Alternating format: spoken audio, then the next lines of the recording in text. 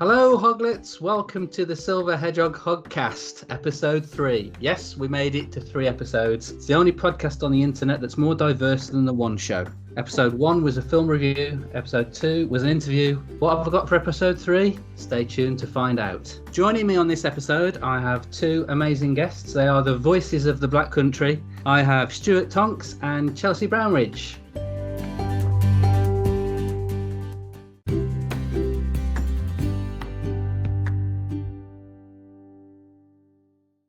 I'll just say, hello, Stuart. Hi, Garry. How are you doing? I'm very well, thank you. Hello, Chelsea.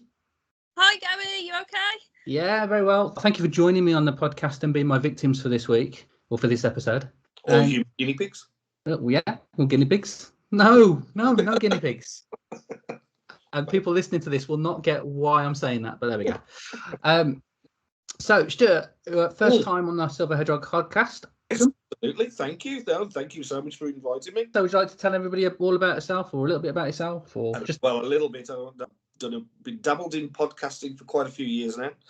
I was one of the original Drunken Menace podcasters, which is still going. I still pop on occasionally, which is as it sounds. It's we talk about Star Wars and other films as well, but usually while rather intoxicated. Other than that, I'm a musician. I perform in a sort of an arty kind of band called Agents of Evolution, which I've done now for, well, I've done the music now for about 10 years, but I've been performing for about 5 or 6. And we performed at film festivals because we are very film-based music, and we have we make our own videos which are shown behind us while we play, because it's all sort of instrumental, synthesizer, and any other instrument we can sort of fit in to make anything sound horror, funky, sci-fi.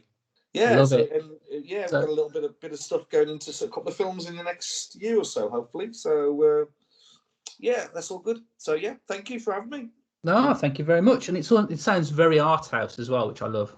A little bit. It's it can be seen as quite. People are hearing sometimes that some of it is quite dancey almost, and we've actually had people at gigs dancing, which was a bit weird.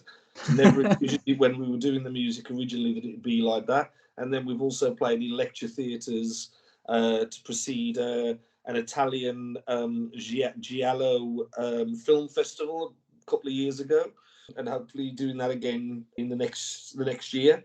But yeah, we've had sort of a while off thanks to the wonderful, wonderful world we've been living in. Yeah. But we're looking at bringing it back in the new year with a whole new set, new album, and new stage show. So yeah. Yeah, I'm looking forward to seeing what comes up.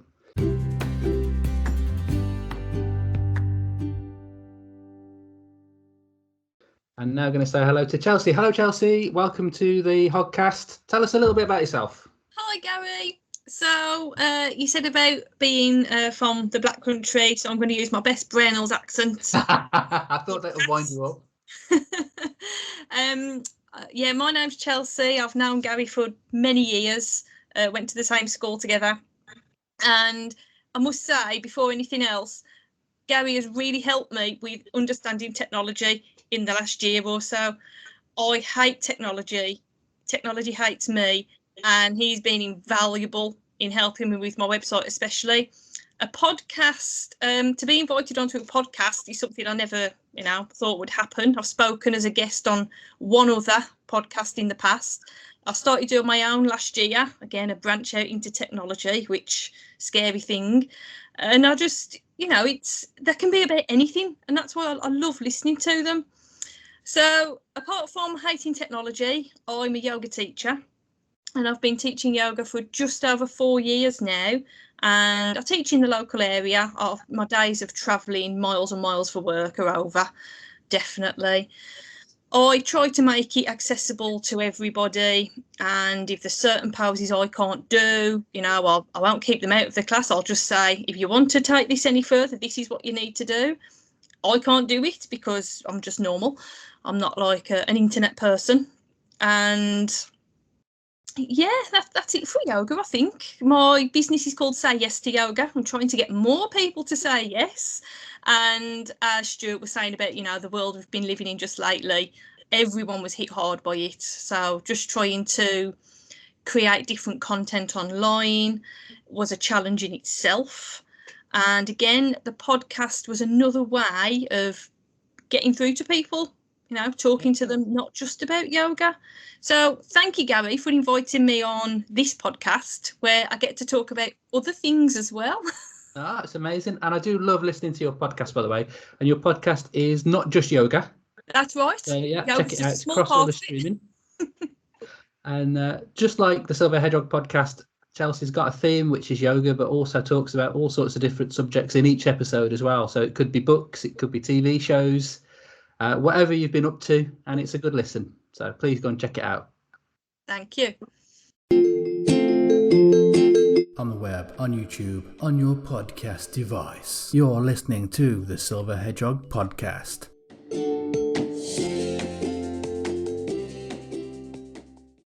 And that brings me nicely on to the Silver Hedgehog Hogcast. So when I started the Hogcast, I wanted it to be an extension of the website, and the website's quite eclectic. So we've got reviews on days out, movies, local businesses are on there as well. The Hogcast, I want to be something that emulates and supports that. So hence why we've done a couple of different things in the first 2 episodes. And this 3rd episode is going to be entitled Green Screen. And the reason for that is we want to talk about films that perhaps have not been seen for a long time, or it's the first time somebody in the group has actually seen a particular film, which might be a beloved classic, or it might be something brand new.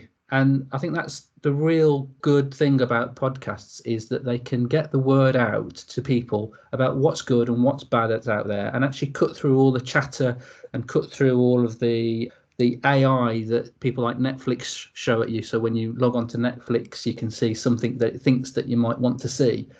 But in fact, it's much better if somebody can turn around to you and say, I've seen this, go watch it, it's fantastic. And in that vein, the green screen section that we're about to start is going to carry that torch. So when we were planning the podcast, myself, Chelsea and Stu, we were thinking about what we could do and what would be great for listeners. And that's what we came up with. And it was suggested that Rambo would be the first film. And out of the 3 of us, one person hadn't seen it, which was perfect for this section, or else it wouldn't work. Actually, on the website, we've got a set criteria of how I review films and what we're looking at. So we're looking at things like the script, the score, the acting. Did everybody turn up and do a good job? And have an overall holistic view of a particular film. And Chelsea has actually gone out and reviewed Rambo in that vein for us. Wonderful. And has also gone on to, I believe, watch the next 2 films. So we can perhaps talk about it as a whole after we've heard what Chelsea's got to say. Chelsea, it's over to you. Right, okay, thank you. So I love 80s action films with Arnie, Van Damme, Stallone. And I was really surprised myself that I've never seen Rambo. So for the first time ever, a couple of weeks ago, in all my 39 years of being on Earth, I actually saw Rambo First Blood, which, again, I thought it was always called Rambo. That's where my first mistake was. I resisted looking stuff up on IMDb first, because we all do that, don't we? Oh, yes, definitely. Because I wanted to watch it clean and unspoilt. And all I knew was that he was one man against an army or something like that. That was my only knowledge, really, of Rambo. So I have broken it down into your 5 different criteria. So shall I just go through each one? Yeah, awesome. Yeah, okay. So first up, we've got the script or the screenplay. I also read the book because, I like to do things. You've gone full on. Yeah, definitely. It differs from the original book in that in the film, it doesn't go around killing loads of people. So if anyone hasn't read the book and you didn't want any spoilers, I'm sorry. A lot happens in a short amount of time, which I enjoyed because it kept my attention. I have a very, very short attention span. And if nothing happens straight away, that's it. You've lost me. The sheriff in the film did seem to jump at the chance to arrest him, which I thought was a bit, a bit overeager. Almost like a mixture of he was bored and he wanted something to do, and also wanting his ego to remain a certain size. He didn't want this young man to get the better of him. So that stuck out. And I did feel quite sorry for Rambo quite from the start. Whether that was intentional with the script, I'm assuming it was. 30 minutes on into the film, the police are nothing but incompetent. A whole team against one man. What message was it trying to send? And, you know, I know there's going to be many war or anti-war themes present and other deeper meanings. I did spot a Christmas tree and a Merry Christmas banner, but according to Mark, who watched it with me, who's my husband, it's definitely not a Christmas film. No, and I would agree, it's not a Christmas film. It's not Die Hard. A Christmas film. I did enjoy the film for what it was. I couldn't figure out how it would end. And I must say, I felt really let down by the ending. It was disappointing. Just, you know, him being led away in handcuffs. No, I didn't like the ending. So, otherwise, apart from that, I gave it an 8 out of 10 for the script. Wow. Okay. Because I'm all the way through, yeah, really enjoyed it. And I've got the idea, you know, I've got the idea of the messages they were trying to send. But again, that ending, oh, what a shame. So, have you not seen the original ending then? I've read the book. Because in the original filming, they made, and then it was because they decided it might be another franchise, same as Rocky. They changed it because he originally gets Troutman, the John, what's his name, Crenna? Yes. I can't remember the name. Is it Richard Crenna? Richard Crenna, yeah. He gets him and he basically gives him the gun and forces him to kill him. So he does actually, in the original ending, that he did die. But yeah, they cut it and obviously made a few more. Yeah. £100 million for Sylvester Stallone in the next few years. Carry on, but when I read the ending in the book, it was like that was such a much better ending to the whole story. Is that how it ends in the book? Because I've never read the in the book, so spoiler alert, in the book, it's basically Teasel and Rambo against each other, and it's really long and drawn out, and they're you know, he's still setting fire to stuff, and they end up shooting each other, not killing them each other straight away. Teasel somehow gets himself over to where Rambo's hidden himself, and they have another last shot at each other, and then is it Troutman? Ends up shooting. I only finished reading it last week and I can't remember, but ends up shooting Rambo in the head to put him out of his misery. Yeah, that's a little bit like the end, but yeah, there's certainly not that big fight. But yeah, I've got to be honest, I've never read I just looked 1972. The book came out the year after I was born, so I think a lot of people tried to make it, but I must admit I love First Blood. I totally get what you say. Yeah. I did enjoy it, and I'm glad I read it as well, because I don't know whether it would have made a difference to read it first and then watch it. But I really like that character. And again, if the ending in the book is slightly different to anyone listening, I'm sorry if I got it wrong, but I'm sure someone will message Garry and say, well, this was good, she got this wrong. Yes. Well, I love watching a film and then reading the book afterwards. I did that with Jurassic Park. And you know what's in the Jurassic Park book and what's been missed out of filming. It's incredible. They did a good job with both. If I know the book source and then watch the film, I'm then disappointed in the film rather than liking both. And I know that sounds weird, but that's just how my mind works. So you know, Foundation's coming out this week on Apple. I haven't watched the first episode yet. I'm dying to watch that. And June's coming out obviously soon. Frank Herbert book. And I'm really looking forward to them, but I'm really apprehensive as well because I know the subject source. I know the subject source of June, although I've never read the book. Other than when I was a kid, I used to go to the library in my local town when I was probably about 12, and I used to pick up these huge, big hardback books of June. And while my mum was off around, I used to read little bits. I had no idea what I was reading, and then obviously saw the Lynch film in the sort of the 80s, which. Yeah. I sort of kind of love and hate. There's bits I think are absolutely fantastic and are crazy and weird, and I think it's a piece of art, but it's also a bit crap, really. You know? Well, there are some bits in that which are just insane, and then, like you say, there are some bits like, why does that exist? Get it out of my sight. Decided that David Lynch, after making Eraserhead and then the Elephant Man would direct this huge sci-fi epic. I have no idea, but it was, it was interesting. I mean, he even took his name off versions of it, didn't he? It was released as definitely an Alan Smithy film. He distanced himself from it, and Yeah. obviously Denis Villeneuve. I really love what he did with Blade Runner. Oh, so, yeah, me too, mate. Me too. Yeah. I can't rave about that film enough. It's an amazing film. I love it, and as sequels go, I think that's probably one of the better sequels I've seen in recent years. Yes, Chelsea. I haven't seen any of those films. You've got some watching to do. No, it interested me that you said about how he was treated at the start. I mean, that was a really big thing in America at that time. In the sort of, maybe a little bit, late, because I think it was, what was it, 81, 82 First Blood? I can't remember exactly off the top of my head. Yeah. But the whole sort of people coming back from Vietnam were classed a lot as anti-American, and that was quite a thing, really. And I think that touched on it quite well. That although they treated him back, they just wanted him out of the town. They didn't want him around. And I love the scene at the start where he visits his friend, or tries to visit his friend, and his friend has passed away because of all the chemicals that were out there. I like to think of First Blood almost as a film completely separate to the other movies.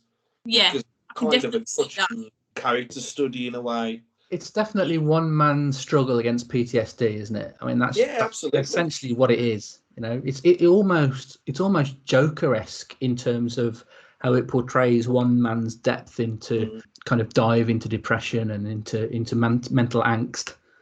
And I think this was at a time when Stallone was still trying. He was trying to act. I mean, I think sometimes we look back because of what happened in the 80s, the way these actors were portrayed just because of their size, and everybody just wanted action and bombastic things. I mean, the original Rocky played this absolutely fantastic character. There was a film called FIST, where he played the leader of a trucking union. It's a not very well known Stallone film, but it's really, really worth seeking out if you can find a copy. If you can find a copy, let me know, because last time I saw it was in big box VHS. In about 1987 or something like that. Maybe not even that late. Brilliant film, and he really worked it. Copland, another film that he did later on, where he was superb, and it wasn't just all shooting and grunting and catchy phrases, And I think First Blood was a real that, but then it became a franchise, and I think you've seen the next two, haven't you? Yeah. Yeah. So what's next on the criteria then, Chelsea? The casting. Okay. So even though I'd never seen it, I couldn't imagine anyone else as Stallone. He's iconic as that character, isn't he? You hear the word Rambo, it is Stallone. I always associated him with Rocky, and because as I say, I like to do things, go the whole hog, no pun intended. Brilliant. I'm writing that down for next time. I read an article on the Men's Health website about Rocky being the pinnacle of the American dream, and Rambo being, let me get this right, a victim of the American military industrial complex, and that most people either pick one or the other. You're either a Rocky fan or a Rambo fan, or you prefer one to the other. And I'd always pick Rocky just because I'd never seen Rambo before, even though, as I've said earlier, it's the same age as me. Even before watching it, Rambo is still on. I can't imagine Arnie playing the Rambo character. It just wouldn't. I can't imagine anybody else playing it. They're just one and the same. But after I did watch the film, I looked on our good old friend IMDb. Other actors considered, now I can't imagine any of these, were, are you ready? Al Pacino, Jeff Bridges, Robert De Niro.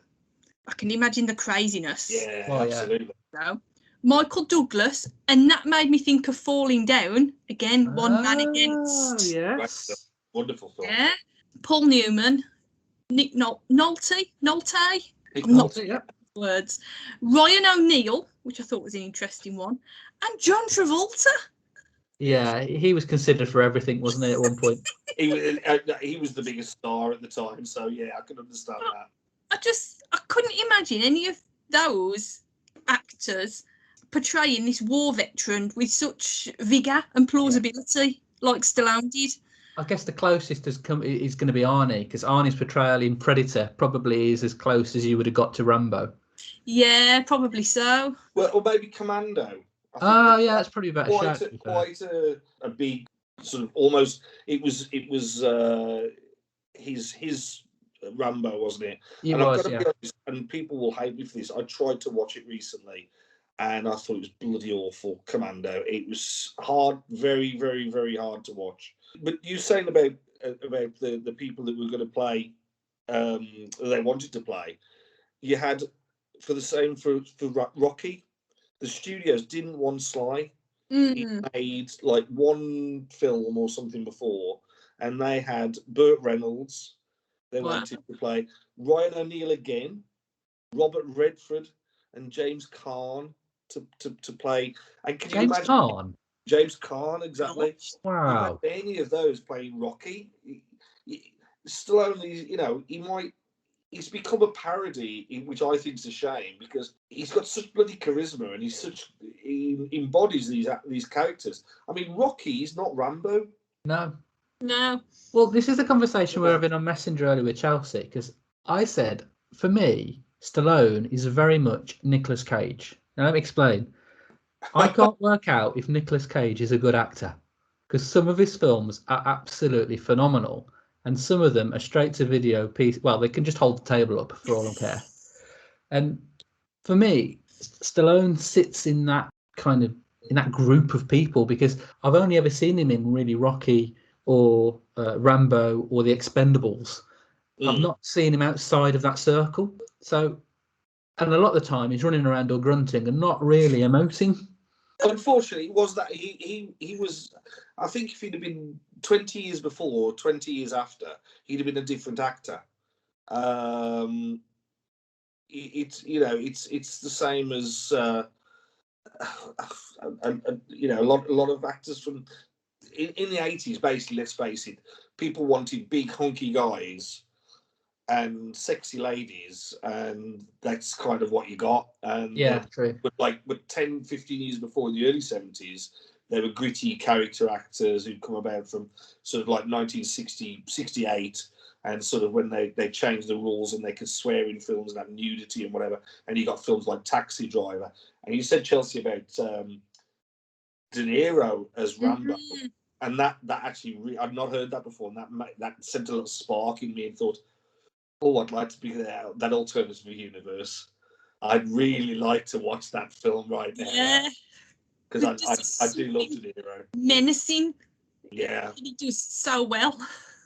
I mean, Taxi Driver, the way he changes that character, it's just once again a character portrayal on film, which is just so beautifully written and directed, and yeah. But you're saying, Gary, about Nicolas Cage. I think he's a hidden genius. Really? I think he hides it well sometimes. I think he may turn up for a paycheck, but he also is completely committed to every role, be it a B movie, nonsense monster movie, or a high-end Oscar movie. That's true. I've changed. I loved Nicolas Cage 30 years ago, and then I went through a phase of thinking he was trash. And now after watching some of his recent films, like have you seen The Colour of Space? Not yet, no. Brilliant film. Richard Stanley. That's quite recent, isn't it? It is, yeah. Richard Stanley was obviously he directed a couple of films back in the early 90s, late 80s, early 90s, and then did The Island of Dr. Moreau with Marlon Brando, and basically got kicked off because the studio didn't like what he did.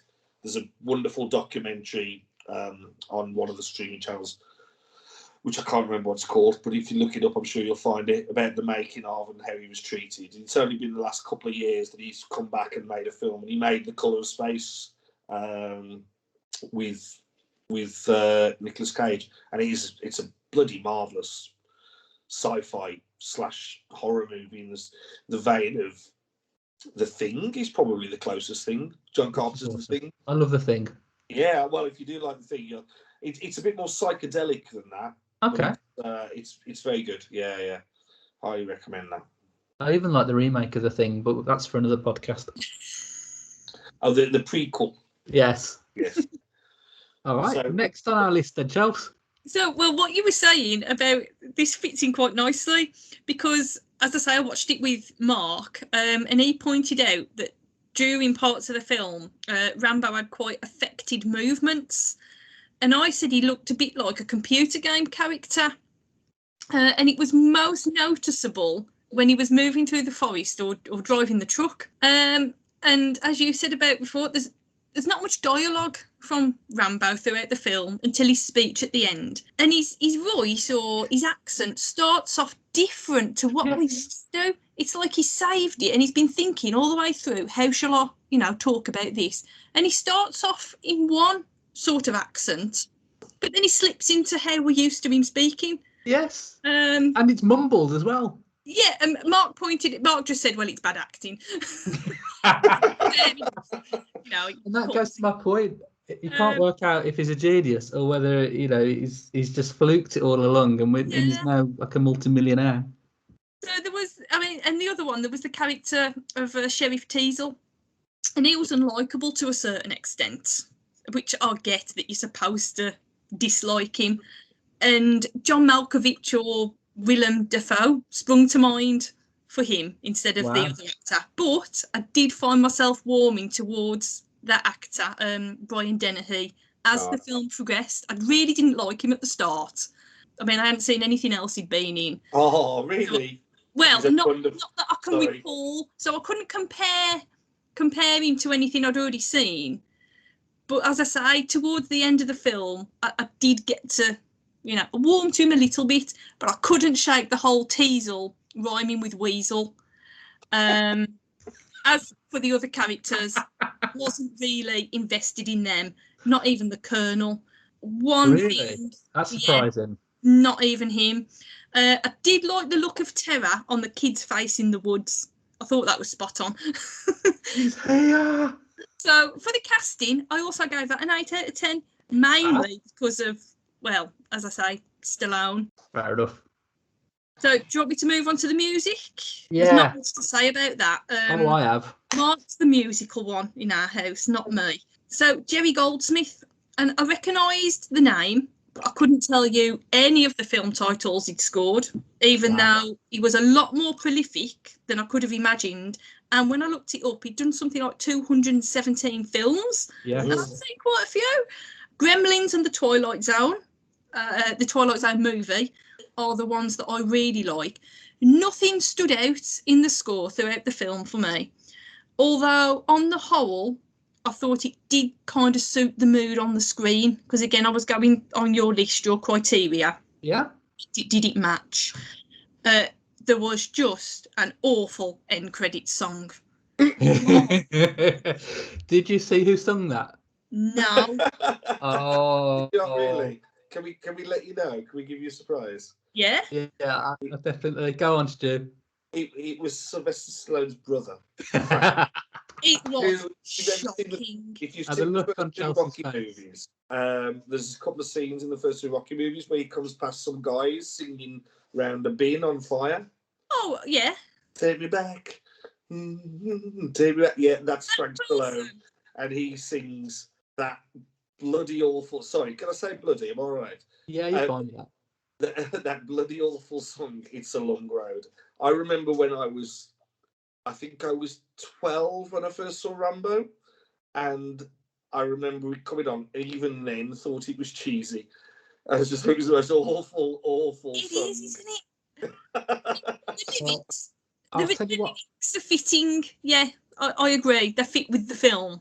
And they're fitted to the Goldsmith score as well, which is a bit weird. Which, if you when you see two, which I know you have, that sort of do do do do do do do do do. That's the Rambo theme that comes. Yeah. In the second one, it's made much more sort of orchestral and pompous. And you know what really annoys me about that is it's lazy, and the reason it's lazy is if you've ever watched On Her Majesty's Secret Service, which was like in the 60s, so what, 20, 30 years before obviously First Blood and Second Blood, the actual track John and Barry wrote, it's entitled On Her Majesty's Secret Service, has got the bars of the Rambo theme in it. Mm. So if you listen, obviously I can't do it because of the podcast, but if you listen to it separately and then put the two side by side, you can actually see, and once you hear it, you can't unhear it, and it really spoils the Rambo track. Well, it does for me anyway. It just really annoys the pants off me. There's a film, two films that does it with me that I completely noticed. The obviously Psycho, which had the Herman score, which is very well known, and then there's a film I don't even know about it. It's called Reanimator. Yes, I know Reanimator. And that's one of my favourite movies. I love Jeffrey Combs. And yeah, that's got an almost note for note. I think they changed about 4 notes in the entire soundtrack to get away with it and get through the copyright. Yeah, it is. Yeah, it's listen to them side by side. I'm sure there'll be many YouTubes where they compare them, but yeah, that's quite scary as well. But I didn't know that about Majesty's Secret Service. I'll have to look that up. Once you've heard it, that's what I'm saying. It's annoying. So for me, the score goes quite low because Jerry Goldsmith is a genius. I mean, look at the films that he's actually recorded and composed over the years, and he's at least as good as Hans Zimmer in terms of the film output. He probably got paid like about 50 quid and a bottle of pop for Rambo, First Blood, there, didn't he? It was the biggest budget movie of all time. So, I mean, if you think about the Second Blood and your point about the orchestration, you know, they've obviously put some budget and they've put an orchestra together, and they've obviously looked at what they recorded in First Blood and gone, right, okay, we can put violins to this, we can put some string to this, we can build on it and orchestrate it, and it sounds, for me, even more Bondified. Just as a quick aside, I know we're only talking about the first film, but when we watched the second film, I think it was last week, Mark said there was more of that, he called it a motif running throughout, and he said it sounds very Bond-like, and it was that bit that you'd played to me the other night. Yeah, and you just can't unhear it once it's heard. It's crazy. Yeah. I remember I still do collect Super 8 films, you know, the old projector movies. And I had the Rambo First Blood Part 2 trailer, and I used to play it over and over again. And the bit where the score comes up as he jumps from the explosion and everything, I was watching a 3-minute film and I'd watch it over and over and over and over again. And unfortunately, I haven't got that anymore, and it goes for quite a lot of money. That brings me to the next bit. So after that awful end credit song that reminded me of the Prisoner Cell Block H theme song for some reason. Brilliant. But I did remind myself it's from 1982, so maybe I shouldn't expect too much. You know, the music had a long way to go. On your criteria, Gary, you mentioned about formats that the soundtrack's available in. Yes. I'm not very good with stuff like that. I know very little, so I couldn't possibly comment. But a quick search did inform me that you can buy the CD for $59.99. Wow. How much? I would want the orchestra to come in my house and play it for that. So, yeah, the kind of criteria really about sound availability was, can you go out as an enthusiast and go and listen to the soundtrack on its own somewhere? Not for that price. Can you do it easy? I mean, at 59 quid, it's ludicrous. No, who would want to go out? I mean, you'd have to be a complete and utter Rambo. That was a CD off eBay. Wow. Somebody's cashing in, isn't they? Yeah. So I'm afraid the music only got 5 out of 10. Fair enough. And that sounds fair to me. It would have got more, but that shocking song. Anyway. Am I not allowed to sing it karaoke style? No. Let's not. No. Break the internet. The visual effects and the costumes, the scenery, well, it was mainly all in a forest. So they didn't have to create much, did they, in that respect? Stallone said in an interview, apparently, that everything looks the same. There were no outstanding features anywhere. The same trees, the same rock, the same bush. So you get confused. And I liked that because, yeah, that could have been filming anywhere in that forest. Confusing for the audience because it could have been shot anywhere between 3 square miles and 30 square miles. You just don't know. Confusing for Rambo running and also for the police chasing him.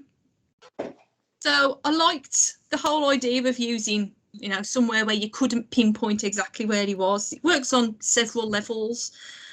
Visual effects with the blood, it seemed quite realistic for me, anyway.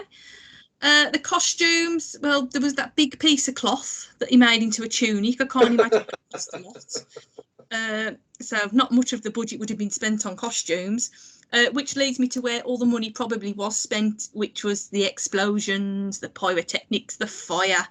Impressive, I thought, but I'm easily pleased. Saying that, I don't think it needed expensive costumes. For what the story was, it wasn't about materialism or anything like that. He's one man against many. He doesn't need fancy outfits. He doesn't need special gadgets. There was a good overhead shot of him hunting the boar, which I really liked, which then cut to him cooking and eating it. So I thought whoever came up with that photo angle and that little bit of continuity, good idea. Yeah, well done. That got the highest score. It got 9 out of 10. Because I thought, that they used what they'd got. Great. I agree. It's a totally beautiful bit of editing from the moment he's stalking and you see the boar, the pig, to the shot of him above, to then falling down, to then literally throwing it over his shoulder. Yeah. Is just a lovely bang, bang, bang. You don't need to see any more. You don't need to see blood and guts, throats slashed. You know what's going to happen. You know what's happened. It just shows you what a perfect sort of soldier he is. To find food for him at that point is not a problem. The Colonel kind of hints to that, doesn't he? Because he turns around and he does his whole exposition about who Rambo is and what Rambo can do, and he's basically a very efficient human at dispatching things and fending for himself and surviving. And then you see that in the character, which is spot on, really. It's really, really, really good bit of storytelling, and visually as well. The cinematography is great, but I do have one major problem, right? It's not a major problem, but it's a bugbear. It's a small town. We're being told all the time it's a small town, right? Yeah. So at the end of the film, first you've got the sheriff with a tannoy system. What town do you know has a tannoy system from the police station to tell everybody to stay indoors? No idea. And the second thing is to do with your explosions, Chelsea. How many petrol stations does a town need? Because in one shot, you've got the petrol station that's blown up, spoilers, you've got a Shell, and I think there's a Chevron, all in the same shot. But it looked good on America. Yeah, do American towns have more than one petrol station within like 20 metres? They do like their petrol. In their small towns. In their very small towns. I've never noticed that, but the bit with the tannoys, I don't know. I think they may have, but I'm willing to suspend, disbelief. Okay. At that moment, but I do see exactly what you mean. And also, I'm convinced that the petrol station blowing up is a model shot, because there's one angle where it looks from the side, and it looks like a tiny image enlarged to me. Ah, okay. I wouldn't be surprised. Yeah. I mean, probably be easier to do that and cheaper to do that than. Yeah. I think it's a slow-mo model shot, but I could be wrong. Right, we're on the last bit then. Video quality. So, as I was watching it with Mark, I commented that it was really dark. Maybe I should have put my glasses on, changed the settings, I don't know. But it came across as very dark. And then Mark saying, it's the best film of the 80s. I wasn't picking faults, but for the average viewer, trying to make things out on the screen, it was quite dark. Too dark to see properly at times. Again, maybe that was the intention, with the subject matter. Was quite unsure about giving a proper score, again, because I don't know enough about formats, quality, presentation, so on. It could have been a bit brighter. But then again, I could have adjusted my settings. Who knows? I gave it 7 out of 10. Purely just for that. There was a standout quote with Colonel saying, I didn't come to rescue Rambo from you. I came here to rescue you from him. And that's when you realise you're really rooting for Rambo and you're wanting to survive against all odds. Where Rambo says they drew first blood, not me, well, that's debatable. But it is a good explanation for the film title. There was a bit with the rats. I think Indiana Jones stole that idea. Indiana Jones and the Last Crusade. Mark said this was the blueprint for all those kinds of 80s action films, which, yeah, I suppose, you know, there's one good idea. People are going to use it. There was also the scene where he's in the mine shaft and it reminded me of Die Hard, the same camera angle and stuff. And one last thing, I like slasher films. He goes on a rampage but doesn't kill loads of people. Although when they said they couldn't find the body, they couldn't find Rambo's body, it just reminded me of Michael Myers from Halloween. You know, couldn't find the body. But yeah, really, really enjoyed watching it, and it's one that I'll definitely watch again. So the overall score that it got out of 10, if I did my calculations right, was 7.2 out of 10. That's a pretty decent score, isn't it? So that's a recommended status that we're giving it then. So it's a Silver Hedgehog rating of recommend. Well, I think that brings us to the end of the first kind of green screen discussion. So I hope everybody enjoyed that. And well done. Thank you, Chelsea, for all of the effort and time and research that you put into not only watching the film, but really kind of upskilling us all on the book and all the other behind the scenes info as well. It was amazing. Thank you. You're welcome.